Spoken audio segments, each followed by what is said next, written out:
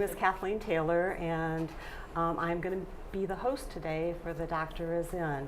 You might recognize me. I think I've done a few shows on Channel 6. I'm also the clinical social worker providing mental health services at the medical center. So I'm here today with Dr. Sethi. Good morning. Good morning. Today is February 13th, the day before Valentine's Day, so everybody run out and buy chocolate and flowers if you haven't gotten there already. Today we're going to do something a little different, I think, from what Dr. Sethi has been doing. We're going to be talking about healthcare services in a more global sense. We're going to talk about several important healthcare services that are available to people and how they can best utilize those services to meet their needs. We're going to be talking about the primary care provider and how that person can work with you to optimize your best health. We're going to be talking about the emergency department and when that might be the best choice to meet your healthcare needs. And finally, we're going to talk about something that I think people might not quite understand, and that's how to use the on-call physician. That's available off hours through our medical center. So anyhow, welcome, Dr. Sethi. Thank you for agreeing to host today, Kathleen. Thank you. And I'd like to wish everybody good morning and happy Valentine's Day tomorrow. Yeah. So when we set out to start this show, what we wanted to do was to share medical knowledge with our residents. And I see what we're doing today, our conversation today, as being part of that. Because we have to decide what is it that we want from medical care. It's a very broad term. So I want to narrow it down and suggest that the goal of having a medical center, first of all, which is visionary in the sense of having folks who are in independent living, is to have medical services available on site. Mm-hmm. So that's the first thing, and I think that everybody here appreciates that, or at least so I hear. So what does it mean that the medical center is here? What it really says is that everybody can have a primary care physician at Greenspank. That's really important from the point of view of the physicians at the medical center, because we have one goal for the residents, and that goal, simply put, is optimal care. Mm-hmm. So we want to brand it in that way and say that the medical center is here to provide optimal care. But what should that mean to the resident for you to be able to avail those services? What you should know is that our commitment is threefold in terms of optimal care. It is to provide you continuity of care. It is to ensure that the care we provide is quality care, the highest quality care. And then, very importantly, but not lastly, is that it should be safe. Anything that's not safe is not going to be good enough. So that is the commitment. Now I know that Dr. Dar spoke about this some yesterday, and I can say with confidence that I have full faith in all of my colleagues, not the physicians of course, but the other providers as well, that we are able to do that in an integrated fashion. So I want to present the medical center as being a place where you can get all of your care with all of the advantages I just outlined for you. Yep, that sounds perfect. And I know from my own standpoint, as someone who has a doctor, that having that relationship, that personal relationship, is crucial. So when you have your primary care physician at the medical center, you do develop that relationship and partnership in working together towards optimal health care. Yes, and the key word here is partnership. Our approach is not patriarchal at all. Our approach is that when we speak with a resident, that this is a dialogue. We first want to hear what problems you have, because if we can't be good listeners, surely we can't respond to you appropriately. So we want to hear the problem, we want to understand what it is, and then we want to discuss it with you. And in the course of the discussion, it's obvious that every recommendation that is made really should reflect joint decision making. Clearly, more of the decision making is coming from the physician because that's what they've learned to do. That's what they went to school to do. I say joint decision making because ultimately the success is contingent not just on what the physician does, but the relationship between the resident and the physician, so that that information is accepted, those recommendations are accepted and acted upon. So just seeing the physician is only part of the process. The real outcome is dependent on that continuity of care and on that relationship. So I know that we have many individuals who seek their care from the outside and have external physicians, and that's perfectly fine.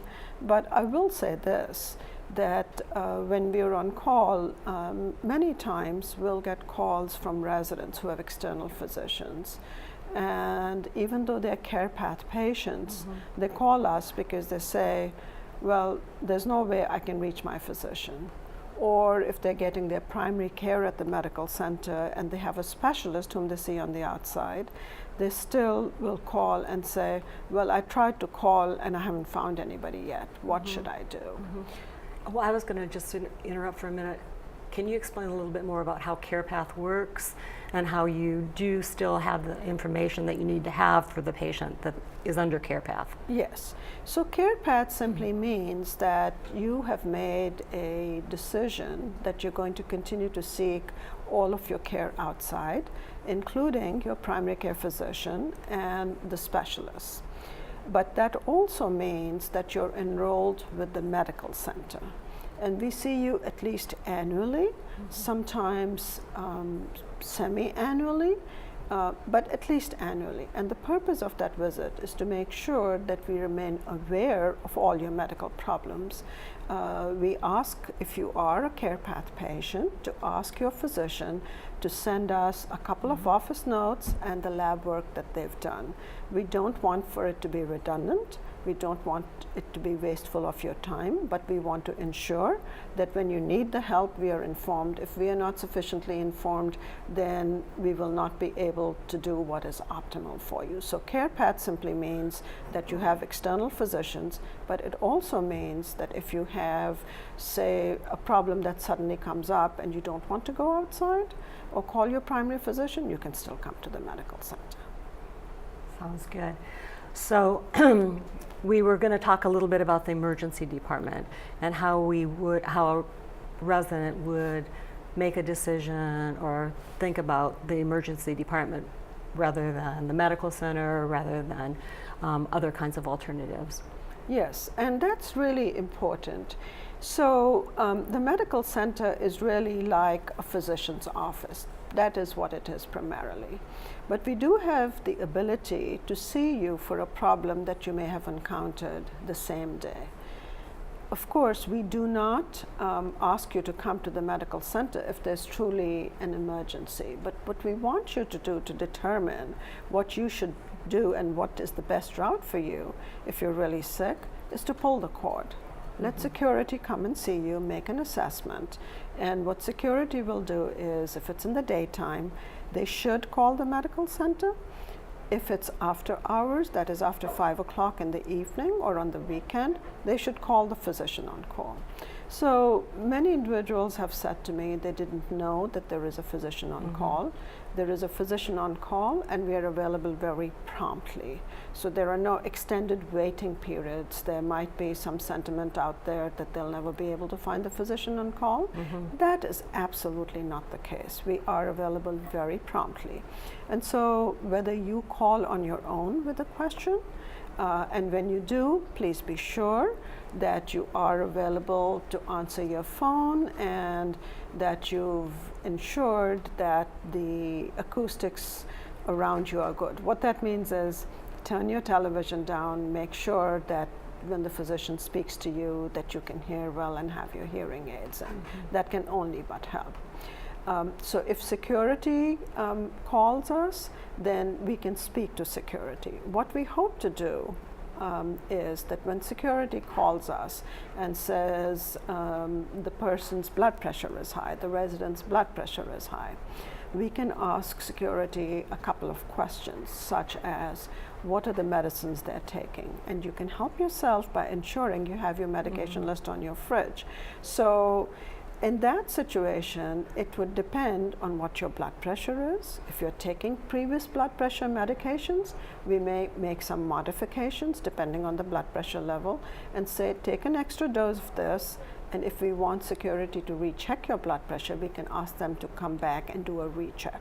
Or we might tell you, please recheck your blood pressure. Now, if on the other hand, you were experiencing a severe headache and other related symptoms that we would think are urgent or need emergent help, then we would tell security to call an ambulance for you and send you over. So that's why the medical judgment involved with that is real important. It's really important. I'm just thinking about from a personal standpoint. I mean, you know, something happens. You wake up in the middle of the night and you've got a pain in your stomach. Right. You know, you don't know. And emergency departments are not the most comfortable places to go. If you need them, certainly then you need them. But if you don't have an acute, you know, a really life-threatening problem, they're long waits, uncomfortable situations. So the idea of being able to get on the line with the physician and be able to make that decision with that physician and potentially avoid an unnecessary trip to the emergency department sounds like a win-win to me. It is, and I'm sort of mathematically oriented, so I'm going to sort of ask you to think about it as though we have a table that we are reviewing. And on the one side, we put the physician on call at the medical center, and on the other side of the table, we have the emergency department. Okay, so let's just say that it's a blood pressure problem. If you had decided that you wanted to go to the emergency room, and you went, if your blood pressure was in a range where we could manage it effectively here, the benefit you would have in speaking with the physician at the medical center by yourself or through security after pulling the cord would be that you would get advice that would keep you safely in your home. With the knowledge of what your current medications are, what your medical status has been, ensuring that you've had optimal care. Emergency rooms would mean that you would have a waiting period. You'd be seen by a physician who does not know you, who not only does not know you, but doesn't know the nuances of your history. They may know your medicines because you've got the list, but they don't know the nuances of your history. That's what I mean by not knowing you. And so you may end up with a bunch of medications that have changed. You then get sent back home. You come back home, and you're wondering, well, you know, they gave me all these medicines. Should I take the ones they gave me, or should I just take the ones that I was taking before? And then, you know, I should go see my doctor to figure out which one I should do. So depending on the circumstance, the on-call physician, who may be your primary physician or a physician from within the practice, has much better ability to deal with that. Now, are there consequences to going to the emergency department other than having to wait and coming with another list of medications? Yes, there are. Emergency rooms and hospitals are designed for a purpose. They're designed to take care of very sick people. But untoward things do happen. So this is less likely to happen in the emergency department, but could happen there too, but can certainly happen in hospitals. And I'm going to give you one very easy example. Oftentimes in emergency rooms and in hospitals, when residents go in, they may have a catheter placed. And it's unclear whether or not a catheter is needed, but that's part of the protocol, for instance. So if it's part of the protocol, you get a catheter. What's the risk of having a one-time catheter placed? The risk of developing a urinary tract infection is 5%. Why do we want to create that risk? If we must, then we have to handle it carefully with appropriate precautions. But if we can find another way to do the same thing with somebody who knows you to provide that continuity of care, that is a better option. It's optimal. Going back to our initial position, it's optimal. it's quality care and it's safe. There's been a lot of information, I think just an article in the Washington Post not too long ago, and in other newspapers about the fact that the medical setting is not necessarily user-friendly for an older population. And that's, particularly to your point, but just the setting itself can be a problem for someone that's in that setting and not familiar and is sort of set adrift waiting. Yes, yes, that is absolutely correct. In fact, some emergency departments, just like there are pediatric emergency rooms, some emergency departments in hospitals, not at urgent care centers or the healthplex, for instance, have an area that is designated the geriatric center, so that the geriatric patients would go there, because we know well that care is going to be different. So that's a very good point. But I want to mention one other thing. Now, I know that when a lot of folks moved here, especially those who moved here 20 years ago, may not have had as much familiarity with computers or surfing, not the physical waters, but the internet. But where we are heading in medicine now is that more and more we're doing telemedicine. Right. It's evolving. True. And so if a physician can sit where they are and see a patient who is 100 miles away, 200 miles away, if you were in a rural area, remember here you have the additional benefit of having a security person do a check for you. And our ability, therefore, to respond to that information is actually very good. So if you're heading towards telemedicine, if you're surfing the internet, looking up your own medical problems, consider that having a physician help you with that right away is a very good thing. So that's what the physician on call does. Yeah, and that works because if you go to the emergency department, there's a triage system. Yes. And you wait to even get triaged if you're not having an acute situation. So what you're saying is that the physician on call can provide that upfront triage, and be able to identify the problem and potentially, as we said, avoid that trip to the emergency room. I think that I also want, and I think the residents already know this, that security is of great assistance to the residents here. And they're of assistance to the medical center as well, because they're sort of the bridge between the resident and independent living and the medical center during the off hours and sometimes during the daytime hours. And so their help is very important to us. So for instance, we take problems as they come and see, can we do something about this structurally, which then ends up being a uniform way to deal with the problem. Example endpoint. So when we have GI problems, there's a GI care pack we have. So when they call us and they say a resident has diarrhea or is having nausea and vomiting, we speak to them, we speak to the resident if need be, and we can elect to send them a GI care pack and say, use this. If you're better, you don't need to do anything else, but if you're not better tomorrow, you can come to the medical center and see us. So that's one shining example of what we can do.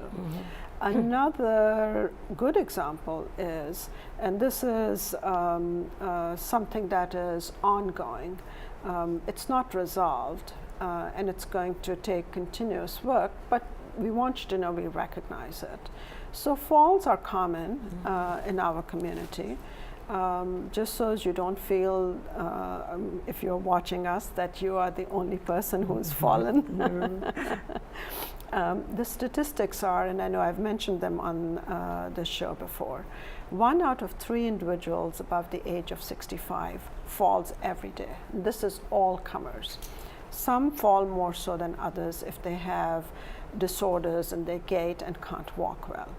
So we recognize falls to be a very important problem. And we do have a series of interventions which are available and are always in motion. And it may not be clear that they are, but I just wanted to make the point that they are there. the call to security, the visit to the medical center, the prescription for physical therapy, the intervention. I know that you go visit residents, physical therapy may have to make a visit, occupational therapy, and have recommendations. And there may be medical reasons. They may be related to medications or to blood pressure. So there are a lot of things that are in that mix. And we have the opportunity to personalize it for the resident and determine which is the major issue for this resident. It's a global problem, but it's a problem for you. For you, it's 100%.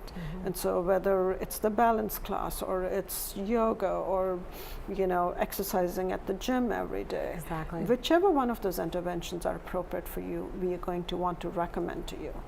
And hopefully convince you that they're the right ones for you. Yeah, absolutely. Well, I know the residents sort of have an idea, but don't exactly know. But the fact is, we have the safety net on campus, and so when you have a fall, there's a high probability that you're going to be getting a contact either from the medical center or maybe from your independent living social worker to just check in. Yes.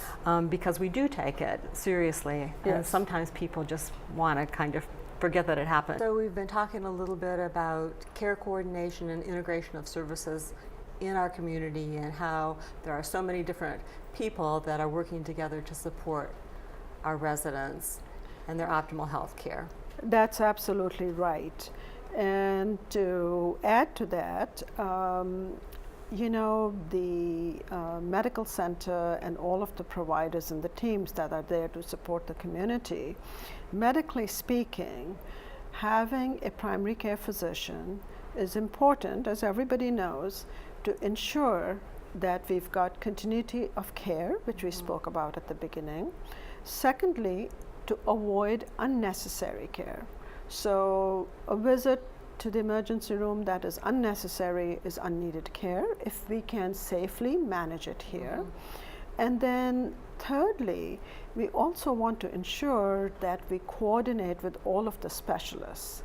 So just as we were speaking earlier, a care path patient, someone who gets their medical care outside can't reach their specialist and calls us. Certainly, if your physician is here and you are seeing specialists outside, one of the things we will do is we'll ensure that we've got information from those medical specialists.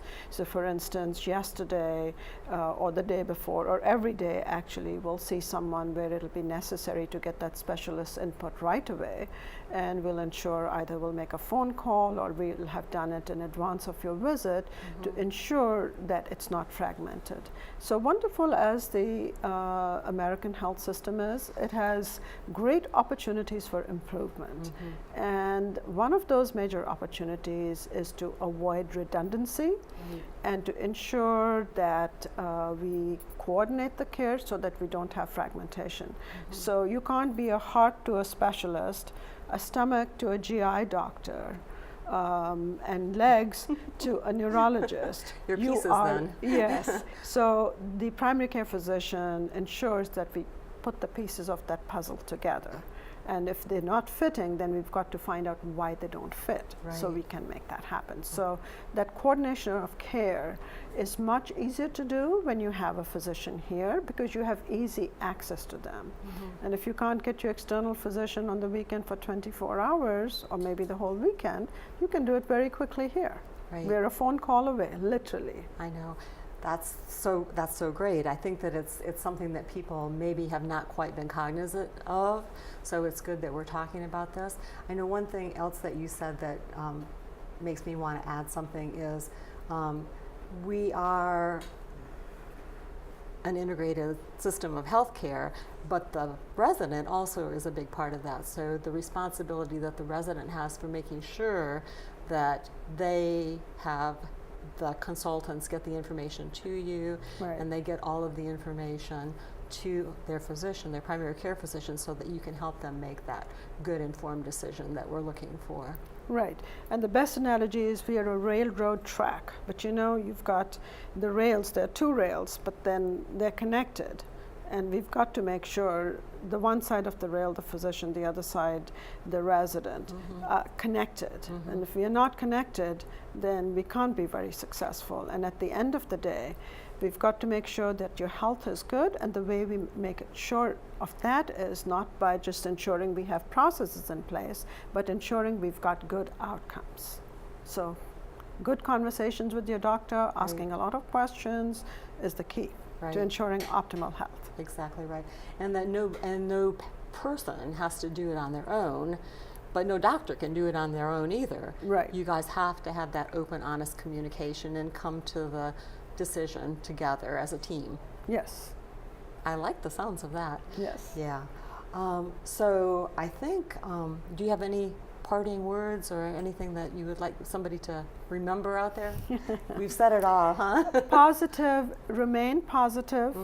Positivity has a great deal to do with how your health does. Absolutely. And that's what you help us with at the medical center when you meet with the residents. So we have to remain positive, the power of positive thinking. That's right, agreed.